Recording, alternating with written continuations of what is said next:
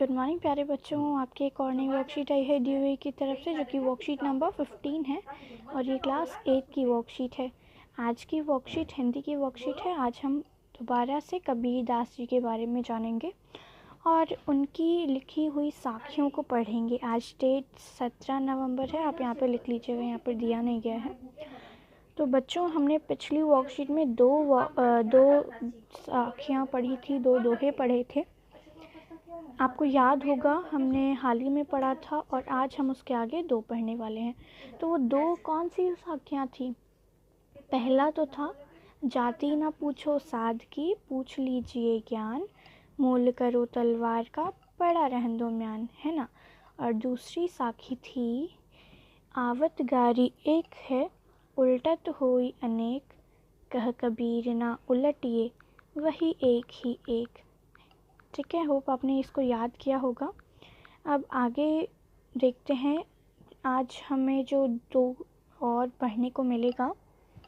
तो बच्चों, पिछले कार्यकलाप में हमने कबीर दास की साखियों को पढ़ना शुरू किया था, जिसमें उन्होंने जीवन से जुड़े आचरण, व्यवहार व आदर्शों की चर्चा की है। आपकी पाठ्य पुस्तक के पाठ कबीर की साखियों से आज हम अगली दो साखियों को समझने का प्रयास करेंगे। आइए पढ़ते हैं। तो पहला क्या है? माला तो कर मैं फिरे, जी भी फिरे मुँह माही, मनवा तो दहु दिसो फिरे, यह तो सुमिरन नाही। अब इसका अर्थ क्या है वो हमें नीचे दिया गया है, तो चलिए इसको भी देखते हैं। अब बच्चों देखिए, इसका जो अर्थ है वो क्या है। इन पंक्तियों में कबीर दास जी कहते हैं कि भगवान का नाम जपने, देखिए इन पंक्तियों में कबीर दास जी कहते हैं कि भगवान का नाम जपने के लिए मनुष्य के हाथ में माला और मुंह के अंदर जीभ फिरती रहती है ना। जब हम भगवान जी की बुक पढ़ते हैं या जब हम कोई किताब पढ़ते हैं तो हमारी जीभ, जैसे हम बोल रहे होते हैं और हाथ में माला हमारे साथ चलती रहती है हमारे हाथों में, है ना। लेकिन उसका मन इतना चंचल है कि सभी दिशाओं में घूमता रहता है, पर यह भगवान का नाम नहीं जपता। आपकी जीभ जो है वो नाम जप रही है और आपका हाथ माला फेर रहा है, लेकिन आपका जो मन है वो इतना ज़्यादा चंचल है कि वो जपने का नाम ही नहीं ले रहा, भगवान का नाम। यदि भक्ति में मन ही नहीं लगा है तो हाथ में माला फेरना और जीभ द्वारा भगवान का नाम जपना भी व्यर्थ है। ठीक है, अगर आप मन से भगवान को नहीं मान रहे हो, मतलब मन से उनका नाम नहीं ले रहे हो, तो क्या फ़ायदा आपके हाथ में माला को घुमाने से और अपने मुंह में अपनी जीभ से भगवान का नाम लेने से। ठीक है, नेक्स्ट देखते हैं। बच्चों देखिए, अब नेक्स्ट जो है वो आपको दिया गया है। कबीर घास ना निंदिए, जो पाँव तले होए, उड़ी पड़े जब आँखी में, खरी दुहेली होई। अर्थात इन पंक्तियों में कबीर दास जी चेतावनी देते हुए कहते हैं कि हमें घास को कमज़ोर नहीं समझना चाहिए, छोटा या बेकार समझ अपने पैरों तले रौंदन कर उसकी निंदा यानी उसका अपमान नहीं करना चाहिए, क्योंकि जब इसी घास का एक छोटा सा तिनका भी हमारी आँख में गिर जाता है तो हमें बहुत कष्ट होता है या कष्ट पहुंचता है। इसलिए हमें कभी किसी को छोटा या कमज़ोर समझकर उसकी निंदा अर्थात उसका अपमान नहीं करना चाहिए।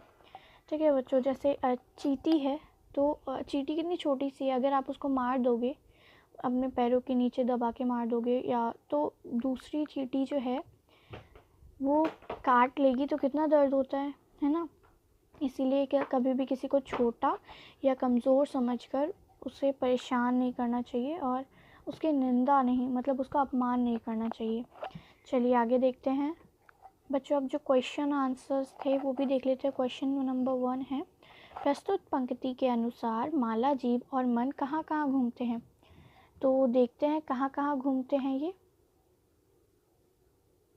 बच्चों मैंने तो यहाँ पर लिखा है कि प्रस्तुत पंक्ति के अनुसार माला, जीभ और मन सभी दिशाओं में घूमते हैं, या मतलब आप ये लिख सकते हैं क्योंकि माला को आप ऐसे घुमा रहे हैं तो वो चारों दिशाओं में घूम रहा है।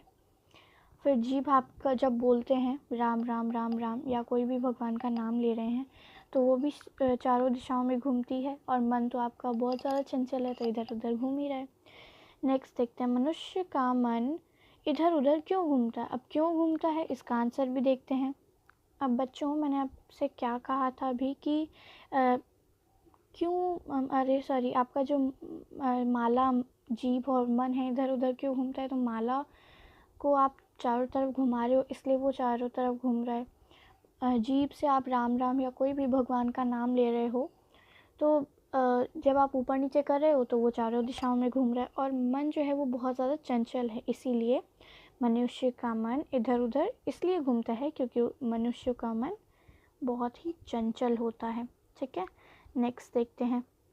बच्चों देखिए अब आपका थर्ड क्वेश्चन जो है, कबीर दास जी घास की निंदा करने से क्यों मना करते हैं। क्यों मना कर रहे थे वो। कबीर दास जी घास की निंदा करने से मना इसलिए करते हैं क्योंकि अगर घास का एक भी ये दिन का लिखा है यहाँ पे, आप दिन का कर लीजिएगा, और ये घास लिखा है घास घ लिख लीजिएगा इसकी जगह। ठीक है, घास, और ये लिख लीजिएगा इधर दिन का, यहाँ पे दिन का ऐसे लिख लीजिएगा। ठीक है, नेक्स्ट देखिए, तिनका हमारी आँख में आ जाता है तो हमें बहुत कष्ट होता है ना। अगर उसका कोई भी एक छोटा सा तिनका भी हमारी आँखों में आके गिर जाए तो कितना दर्द होता है। चलिए अपना लास्ट क्वेश्चन देखते हैं। बच्चों यहाँ पे मैंने 2 लिखे हैं, आप चाहे तो एक भी लिख सकते हैं और चाहे तो दोनों भी लिख सकते हैं। ठीक है, तो यहाँ पे देखिए क्या बोल क्या रहे, क्वेश्चन क्या है। तो आपको एक गतिविधि दी गई है, जैसे हमने कबीरदास जी के दोहे पढ़े और साखियाँ पढ़ी, तो वैसे ही आपको भी दोहे या फिर साखियाँ बनानी है। ठीक है, तो मैंने यहाँ पे 2 लिखी हैं, आप चाहे तो एक या दोनों कर सकते हैं और चाहे तो खुद से भी बना सकते हैं। ठीक है, तो क्या है, पढ़ने से यदि भागता कभी तुम्हारा मन, करो नियंत्रित तुम उसे, रख सदा अनुशासन। नेक्स्ट क्या है, प्रगति सदा करता वही, जिसको है यह ज्ञान, अनुशासन ही डालता, अमृत सपनों में जान। ठीक है, चलिए अब इसी के साथ हमारी पूरी वर्कशीट कंप्लीट होती है। अगर आपको हमारी वीडियो पसंद आए तो प्लीज़ लाइक करें और हमारे चैनल को सब्सक्राइब करना ना भूलें। Thanks for watching.